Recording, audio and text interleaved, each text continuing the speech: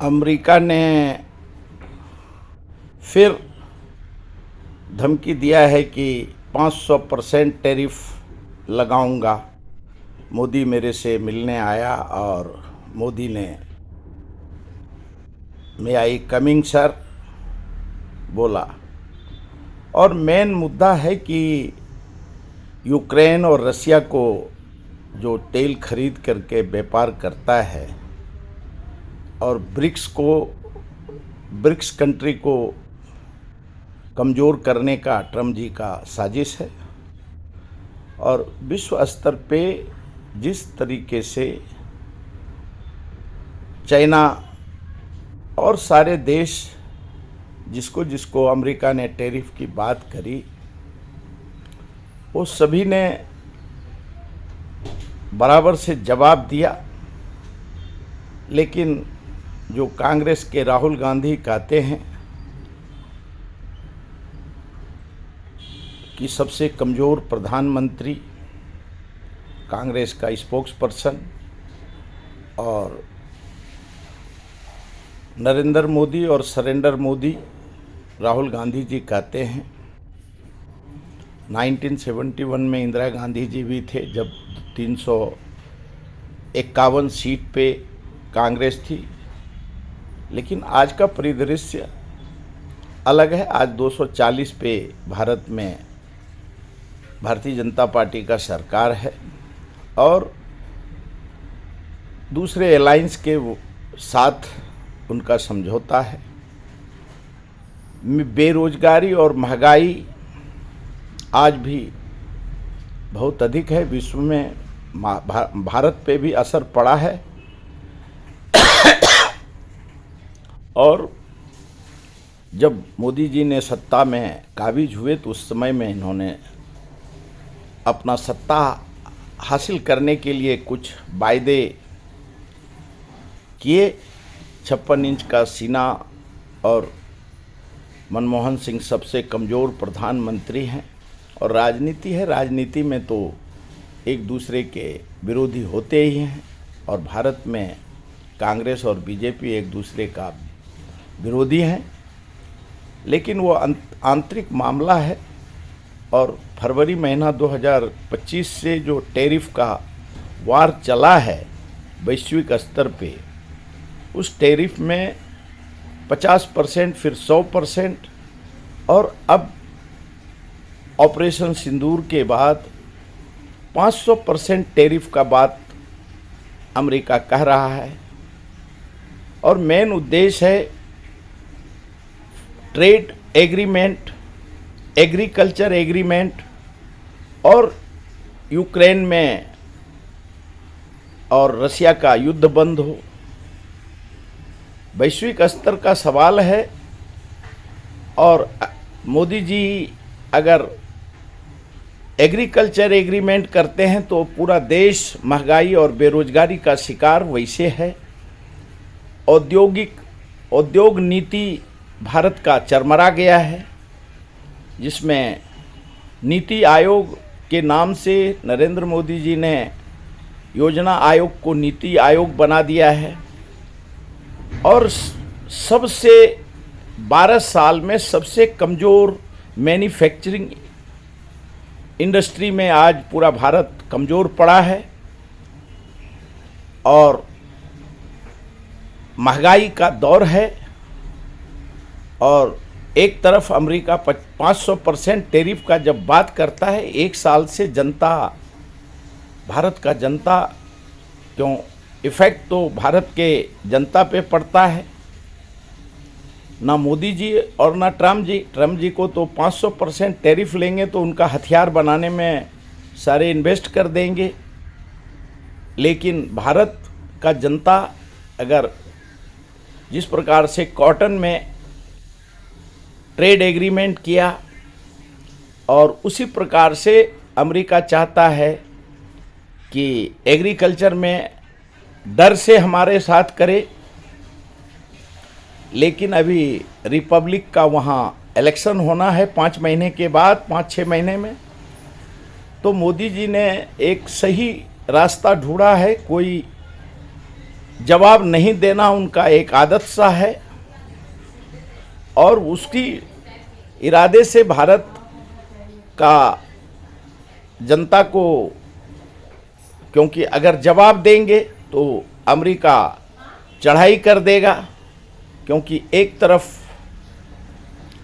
अडानी जी के ऊपर वारंट निकला हुआ है, संबंध से नहीं गए, और दूसरे तरफ चाइना खुल के लड़ने की तैयारी करता है। लेकिन भारत उस स्थिति में नहीं है वैश्विक स्तर पे, और इसके लिए भारत और अमेरिका का जो ट्रेड एग्रीमेंट सिर्फ समय पास करने के लिए ये सब चल रहा है, और वो करने में उसी में भारत की भलाई है। जो मोदी जी ने चुप्पी साधे हुए हैं ट्रेड एग्रीमेंट पे या टैरिफ पे, और वो बहुत प्रकार से भारत के राजनीति, नीति, उद्योग नीति, एग्रीकल्चर नीति सब पे प्रभाव पड़ा है। और भारत ने सही किया है कि आज रसिया के साथ जो एग्रीमेंट है, सारे रिलेशन विश्व स्तर में भारत सबसे व्यापारीकरण में, औद्योगिकरण में भारत सबसे आगे है। और ट्रेड एग्रीमेंट अगर करेंगे तो भारत के जनता पे महंगाई और बेरोजगारी का शिकार, क्यों इंडस्ट्री कम है, और एग्रीकल्चर अगर अमेरिका के हाथ में चला गया तो ईस्ट इंडिया कंपनी ने जिस प्रकार से भारत पे आतंक किया था, उससे ज़्यादा भारत का जनता त्रस्त हो जाएगा। और किसान जो आंदोलन 750 किसान मरे, उसका इफ़ेक्ट देश पे पड़ेगा। अभी कल इसके लिए मोदी जी का जो शांति रहना, ये सबसे शुभ संदेश है कि किसी को जवाब नहीं देना और शांति रहना, क्योंकि रिपब्लिक का इलेक्शन के बाद समय बदलाव के ओर बढ़ेगा, और डोनाल्ड ट्रंप जी को अमेरिकन जनता को जवाब देना होगा। और भारत में अभी वेस्ट बंगाल में कल वेस्ट बंगाल में ईडी का रेड पड़ा, तो अमित शाह जी के ईडी को ममता दीदी ने बोला कि ये हमारा जो चुनाव प्रचार का ये चोरी करने के लिए, इसके लिए वेस्ट बंगाल में एफआईआर रजिस्टर किया है ईडी के खिलाफ। क्योंकि ईडी भारतीय जनता पार्टी का जो ममता दीदी ने आरोप लगाया है, ये प्रचार के समय में जब इलेक्शन होता है, पहले इलेक्शन कमीशन ने 1 करोड़ 10 लाख लोगों का नाम काटा, और वो वेस्ट बंगाल का वोटर है। और अभी जो ईडी और सीबीआई, ये इसका भारतीय जनता पार्टी का, जब क्योंकि ये संवैधानिक संस्था है, भारतीय जनता पार्टी का कोई आधिकारिक उनका कोई लेना देना नहीं है। वो सभी के लिए धर्म, सभी के लिए कानून एक है। लेकिन अमित शाह ने पूरा भारत में, और जो जहाँ जहाँ इलेक्शन होता है वहाँ ईडी, सीबीआई और इलेक्शन कमीशन के ऊपर प्रभाव डाल करके इलेक्शन जीतने के बाद ईडी, और भारत में लोगों ने देखा कि किस प्रकार से 70,000 करोड़ का घोटाला नरेंद्र मोदी जी ने कहा, और उस घोटाले को उन्हीं के भारतीय जनता पार्टी में वो सम्मिलित होने के बाद सारे आरोप समाप्त हो गए। उसी प्रकार से ममता बनर्जी ने साफ कहा है कि ईडी नहीं है, ये हमारा इलेक्शन का जो मैनिफेस्टो और हमारा वोट का ये